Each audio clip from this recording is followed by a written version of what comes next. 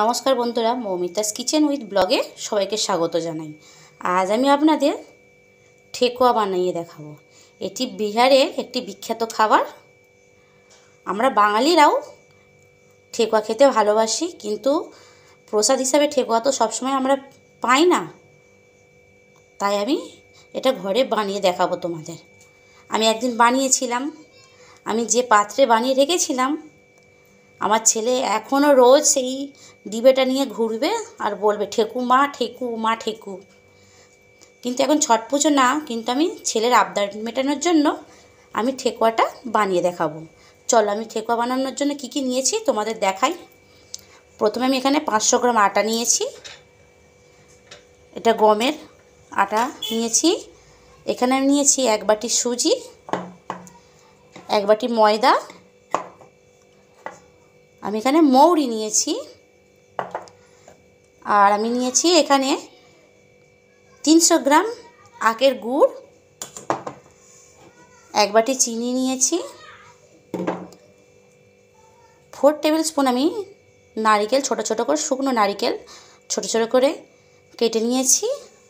আর এখানে আমার ময়মের জন্য ঘি লাগবে, আর ভাজার জন্য সাদা তেল লাগবে। আর আমি এখানে দুধ নিয়েছি। দুধটা আমার জাল দেওয়া, কিন্তু এখন ঠান্ডা রুম টেম্পারেচারে আছে। চলো, আমি কীভাবে বানাই তোমরা দেখতে থাকো। আমি এবার 1 বাটি ময়দাটা দিয়ে দেব।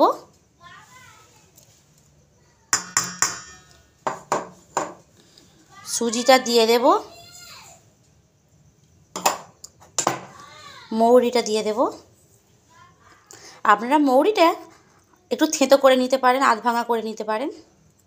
আমি গোটা দিচ্ছি। এবার আমি কুচানো শুকনো নারকেলটা দিয়ে দেব।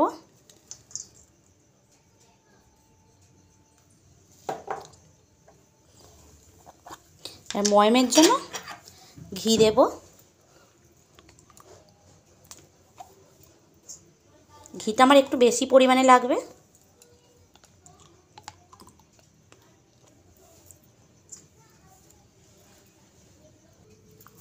এবার আমি ভালো করে মাখিয়ে নেব ঘিটা।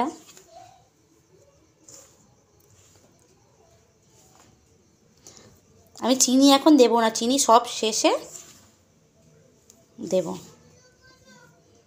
চিনি এখন দিলে মাখানোর পরে চিনিটা গলে গেলে আমার খুব অসুবিধা হবে ভাজতে।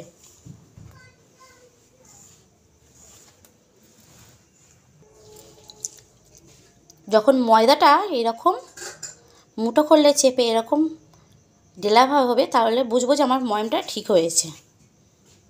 এই দেখুন বন্ধুরা। এবার আমি আখের গুড়টা দিয়ে দেব।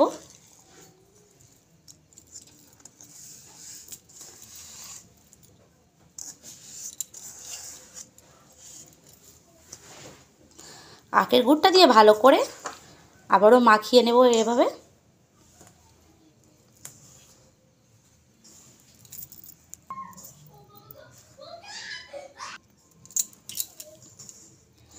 আমি ভালো করে মিশিয়ে নিয়েছি গুড়টা।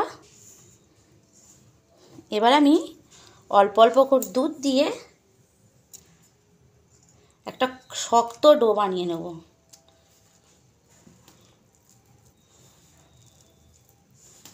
খুব শক্ত একটা ডো বানিয়ে নেব।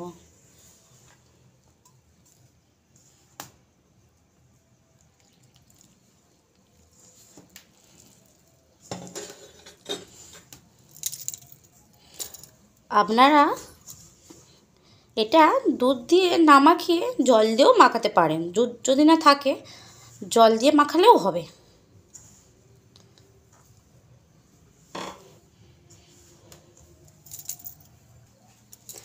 খুবই শক্ত করে মাখাতে হবে এভাবে।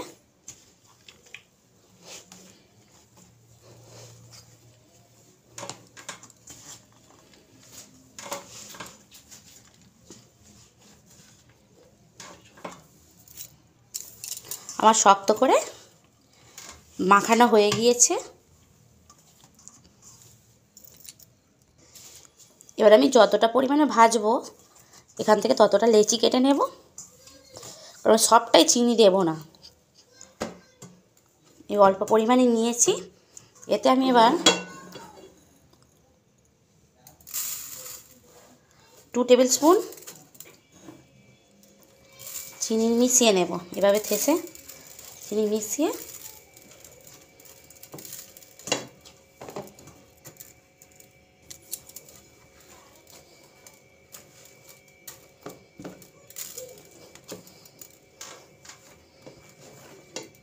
তাহলে আমার চিনিটা গুলবে না, দানা দানা থাকবে, ভাজার পরেও খেতে ভালো লাগবে।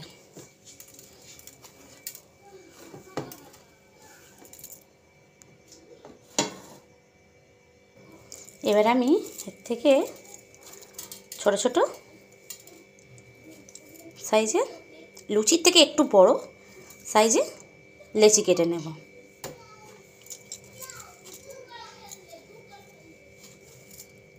আমার কাছে ঠেকুয়া তৈরি করার যে ছাঁচ নেই, আমি 2-3 রকম হাত দিয়েই করে দেখাবো। দেখুন বন্ধুরা, এভাবে গোল করে নিয়েছি ডিম আকারের মতো। এবার আমি চামচ দিয়ে মাঝখানটা এভাবে চেপে দিয়ে পাতার মতো করে নেব। এভাবে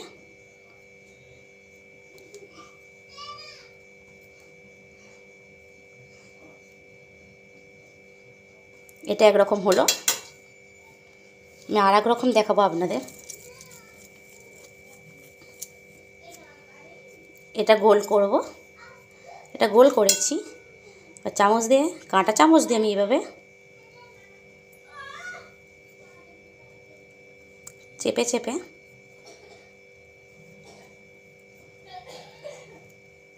এই একটা শেপ বানিয়েছি। আপনারা যেমন ইচ্ছা শেপ দিতে পারেন। আমি এই 2 রকমভাবেই করে নেব সব কটা।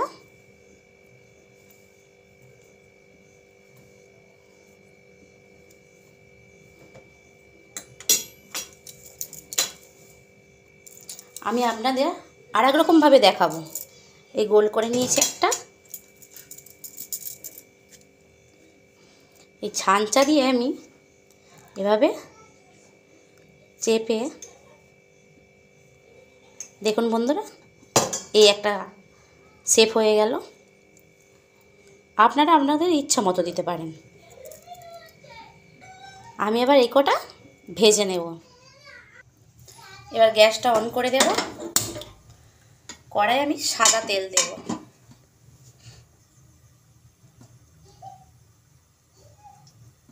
তেলটা একটু বেশি দিতে হবে।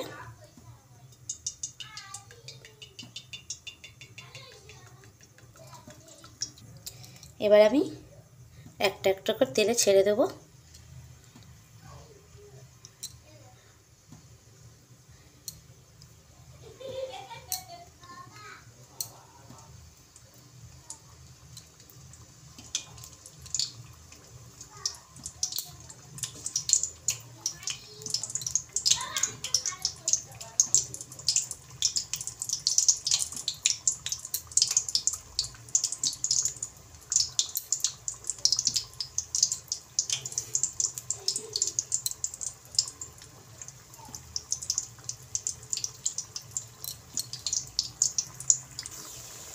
গ্যাসের আঁচটা আপনারা খুব জোরে হাইয়ে দেবেন না, কারণ হাইয়ে দিলে গাটা তাড়াতাড়ি লাল হয়ে পুড়ে যাবে আর ভেতরটা কাঁচা থাকবে, ক্রিসপি হবে না।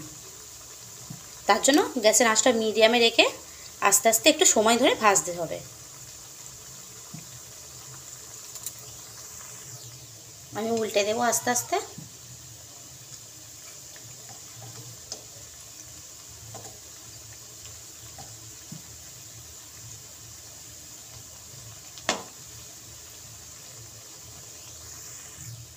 আমার ভাজা হয়ে গিয়েছে, এবার আমি তুলে নেব।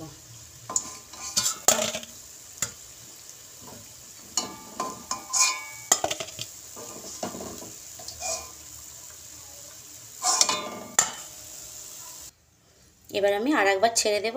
আর একটা ব্যাচ বানিয়ে নিয়েছি।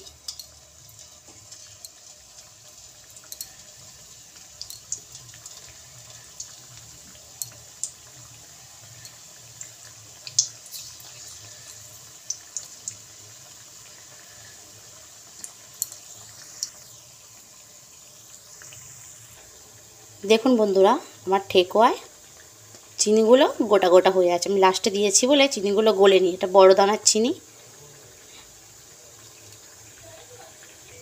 আমার এইগুলোও ভাজা হয়ে গিয়েছে, এবার আমি তুলে নেব। আমার ঠেকোয়া রেডি বন্ধুরা। এবার আমার ছেলেকে আমি একটা দেব, আপনারা দেখুন। বলো মা দাও। দিচ্ছি বাবা, দিচ্ছি দিচ্ছি। বাবা কেমন হয়েছে? বাবা কেমন হয়েছে সোনা? এটা ফুঁ দাও, ফুঁ দাও। খেয়ে দেখো কেমন হয়েছে। তুমি আমার চুড়িটা পরে নিয়েছো? না খাও, হাম করো। এবার ঠান্ডা হয়ে গেছে, হাম করো। ভালো হয়েছে? ভালো হয়েছে? ও বাবা, মাথা নাচছে। ভালো হয়েছে।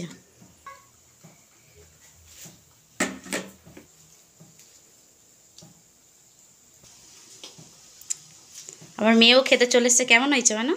খুব সুন্দর, প্রচন্ড সুন্দর। আমার যদি এই রান্নাটি আপনাদের ভালো লেগে থাকে তাহলে আমার চ্যানেলটিকে লাইক করবেন, শেয়ার করবেন আর সাবস্ক্রাইব করবেন।